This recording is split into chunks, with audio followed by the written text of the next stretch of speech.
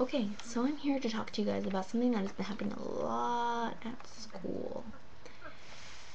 But we're gonna flash back to a couple of months, and then we'll get to what I'm talking about is happening at school. A couple of months ago, I realized that there are so many different people in this world. There's people who are against having genders. I don't know what the name is for it because I'm not, you know, I have a gender. It's called female. And I own it, but there's people who are against having genders, there's people who are against, animal cruelty, there are people who are just against a whole bunch of things. There's so many different kinds of people and what people believe and what people identify as and what people just choose to live their lives as. And I was thinking to myself, what kind of person am I gonna grow to be? If this person, does not like having a gender, then am I gonna grow up to not? I mean, how do you know what you want, basically? What you, because I'm sure that person who does not want to have a gender gets some, stuff said about it. How do you pick the path that people will be against, people will not like? The path that you have been shown, but you're not satisfied. And I guess a couple of months ago, a couple of years ago, like 2 years now,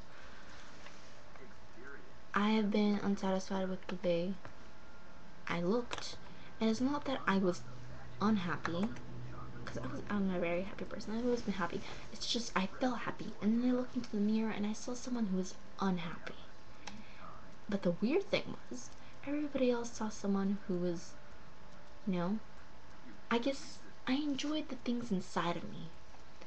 My soul and my mind and all that stuff. But on the outside, I didn't see anything worth, calling pretty. I just saw a person trying to fit into a skin that they didn't belong in. Kind of like you drop like a feminist into a prostitute's body, It's kind of like that.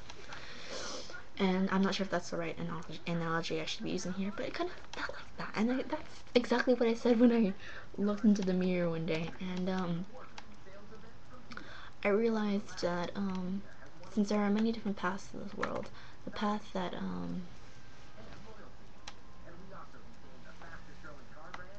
being considered pretty by others did not make me feel pretty. And then I started hearing a whole bunch of people saying, live life for you. And I was like, I am living life for me. I have my opinions about stuff, and I have my goals, and I have my morals, and I have all this stuff.